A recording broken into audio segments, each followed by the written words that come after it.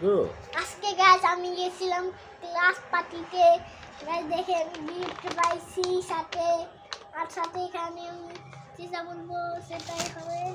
আর গাছ দেখে কি পাইছি, আর আর দুইটা পেন্সিল পাইছি ইরেজারের, আর একটা শার্পনার পাইছি, আর একটা ইরেজার পাইছি। আর গাইস আমি সেগুলো খাইছি, একটা চকলেট খাইছিলাম, তারপরে একটা